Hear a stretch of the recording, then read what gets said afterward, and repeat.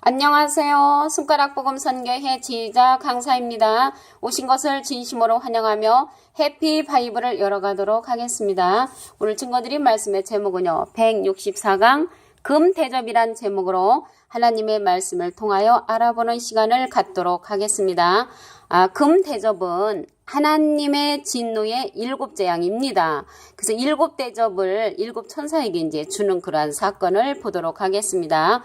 계시록 15장 7절을 보시면 내 생물 중에, 여기서 생물이 나오는데요. 생물은 보좌권에 있는 그 하나님의 사명자라고 말씀을 드렸습니다. 내 생물 중에 하나가 세세에 계신 하나님의 진노를 가득히 담은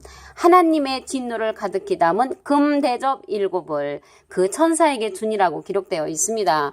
근데 우리가 이제 금대접 하면은 그 속에 이제 금이 담겨져 있어야 되는데 하나님의 말씀을 보니까 하나님의 진노를 가득히 담은 금대접이라고 했거든요. 그래서 하나님의 진노를 가득히 담은 금대접 7을 그 7천사에게 주었다는 것입니다. 그래서 성전에서 세마포옷을 입고 가슴에 금띠를 띤 그러한 천사들이 이러한 7장을 가지고 나오니까 우리는 때때로 이제 오해를 할 수가 있는데요. 말씀을 보시면 계시록 15장 6절 7재앙을 가진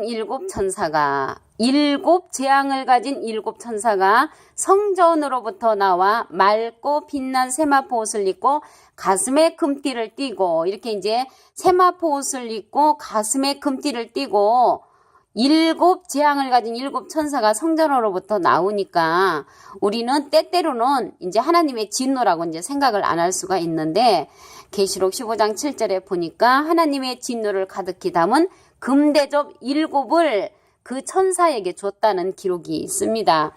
계시록 16장 1절을 보시면 또 내가 들으니 성전에서 큰 음성이 나서 7천사에게 말하되 너희는 가서 하나님의 진노의 7대접을 땅에 쏟으라라고 이렇게 명령을 했습니다. 7천사에게. 그래서 하나님의 진노의 7대접은 계시록의 이제 마지막 재앙으로서 진노를 내리는 것입니다. 하나님께서. 그래서 7인 7나팔 7대접에서 7대접은 하나님의 진노로서 첫 번째 대접은 땅에 쏟는 그러한 역사가 일어납니다. 그리고 금대접은 검은고와 향이 가득한 금대접으로, 향은 성도의 기도들이라고 했습니다. 이제 금대접 자체가 성도의 기도들이 아니고 금대접은 검은고와 향이 가득한 금대접으로 향은 성도의 기도들이라는 그런 내용이 있습니다. 아까는 금대접이 하나님의 진노의 7재앙이라고 계시록 15장 7절에 있었는데요.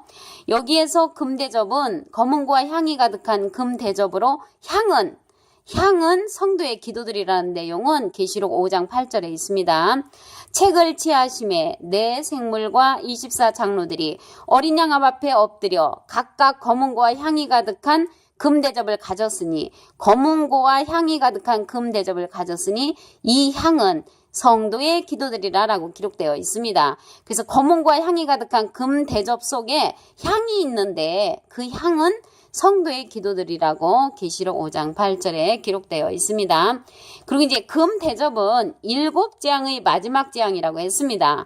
그 마지막 재앙 내용을 보시면 계시록 15장 1절 또 하늘에 크고 이상한 다른 이적을 보매 7천사가 7재앙을 가졌으니 곧 마지막 재앙이라. 하나님의 진노가 이것으로 마치리로다. 그래서 마지막 재앙을 7천사가 가졌는데 7재앙이라고 했습니다. 그래서 여기에서 7천사는 7재앙을 이루는 그러한 사명자가 되겠습니다. 그래서 마지막 재앙은 하나님의 진노라고 했지요. 말씀을 다시 한번 보시겠습니다. 계시록 15장 1절 또 하늘에 크고 이상한 다른 이적을 보매 7천사가 7재앙을 가졌으니 곧 마지막 재앙이라. 하나님의 진노가 이것으로 마치리로다 라고 기록되어 있습니다.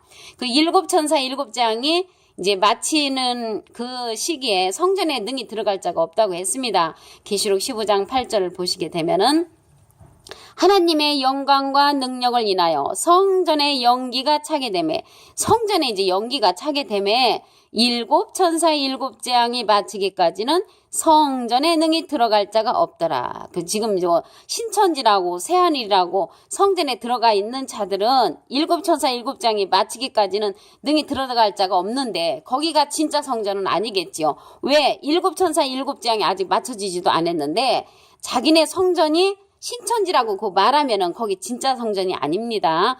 일곱 천사 일곱 장이 마치기까지는 성전에 능히 들어갈 자가 없다라고 기록되어 있습니다. 연기가 찼다고 했거든요. 성전에. 하나님의 영광과 능력을 인하여 성전에 연기가 차게 되매 그 연기 차는 내용을 보도록 하시겠습니다.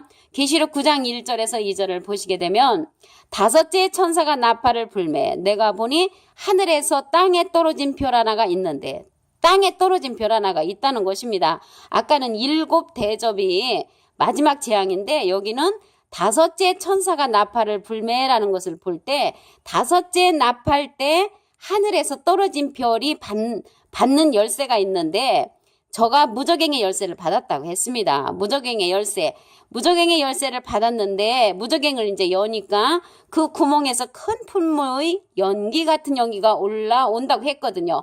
그래서 아까 보니까 성전에 이제 연기가 차는 역사가 있었는데 무저갱 열쇠를 받은 다섯째 천사의 나팔 때 떨어진 별이 무저갱 열쇠를 이제 받습니다. 근데 여기에서 연기는 무엇을 상징하냐면 비진리를 이제 상징을 합니다. 그래서 비진리로 인하여 진리가 이제 가려워지는 그러한 역사가 일어난다는 것을 알 수가 있습니다. 그리고 이제 금대접은 하나님의 진노의 일곱 재앙이라고 했지요. 계시록 15장 7절을 보시게 되면은 내 생물 중에 하나가 세세에 계신 하나님의 진노를 가득히 담은 금대접 일곱을 그 일곱 천사에게 주니 그래서 하나님의 진노를 가득히 담은 금대접 일곱이지 여기에서 금대접은 금이 담겨 있지 않고 하나님의 진노를 가득히 담은 일곱 대접이라는 것을 알 수가 있습니다. 일곱 재앙을 가진 일곱 천사가 성전으로부터 나와 맑고 빛난 세마포옷을 입고 가슴에 금띠를 띠고 나오니까 우리는 하나님의 진노라고 생각을 안 할지 모르겠지만 계시록 15장 6절에 보시게 되면은 일곱 재앙을 가진 일곱 천사가 성전으로부터 나와가지고 맑고 빛난 세마포옷을 입고 가슴에 금띠를 띠고 나온다고 기록되어 있습니다.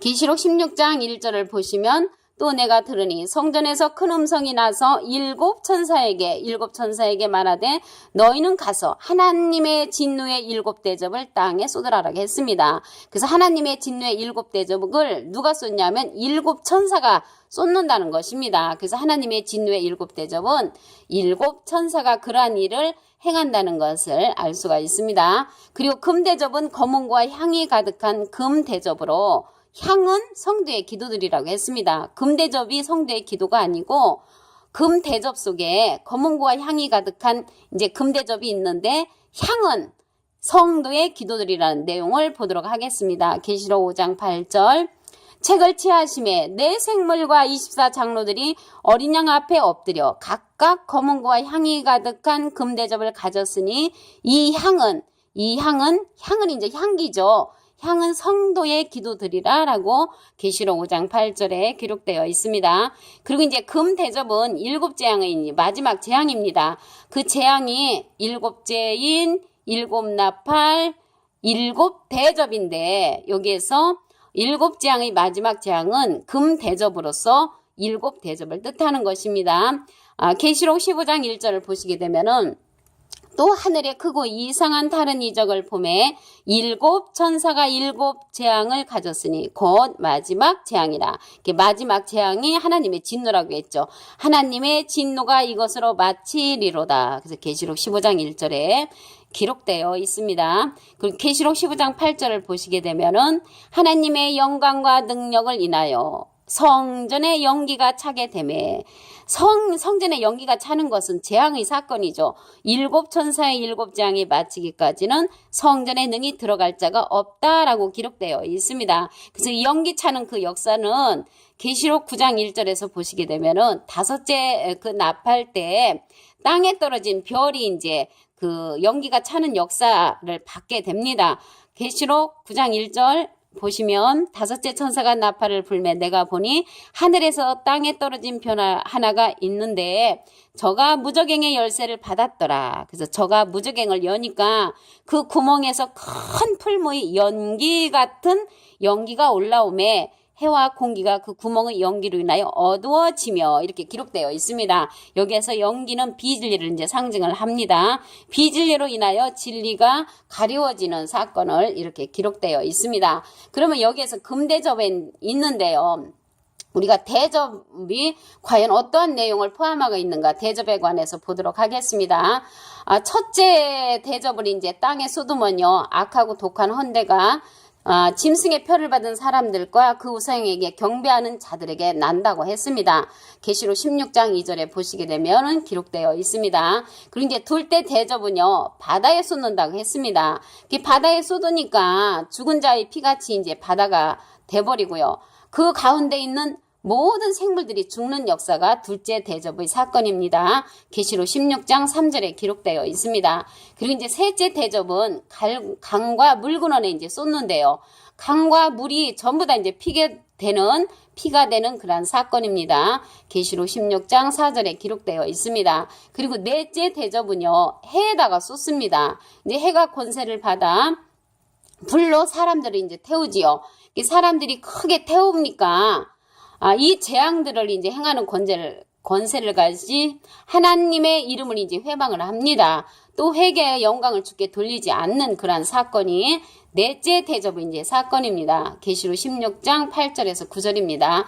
여기에서 이제 하나님의 이름을 회방한다고 했는데요. 이들은 생각하기를 자기들이 하나님의 이름의 영광을 나타낸다고 이제 생각을 하는데 하나님 편에서 볼 적에는 하나님의 이름을 회방하는 자로 이제 넷째 대접에 가서 해에다가 쏟는 그러한 역사가 일어나는 것입니다. 그리고 다섯째 대접은요, 짐승의 보좌에 이제 쏟아지는데 그 나라가 이제 어두워지고요. 사람들이 아파서 자기 혀를 깨물고 아픈 것과 종기로 인하여 하늘의 하나님을 이제 회방하는 그러한 사건입니다.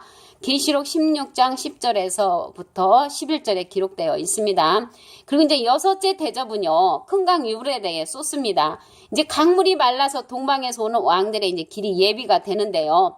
개구리 같은 새 더러운 영이 용의 입과 짐승의 입과 거짓 선자의 입에서 나온다고 계시록 16장 12절에서부터 13절에 기록되어 있습니다. 여기에서요, 새 더러운 영, 용의 입과 짐승의 입과 거짓 선지자의 입이 나오는데요. 이러한 자들은 누구냐면 계시록 16장 14절에 답을 보면은 귀신의 영이라 라고 기록되어 있습니다. 영은 말씀이니까요. 귀신의 말씀이죠. 새 더러운 영이 용의 입과 짐승의 입과 거짓 선자의 입에서 나오는 그러한 여섯째 대접의 사건이 일어나는 것입니다.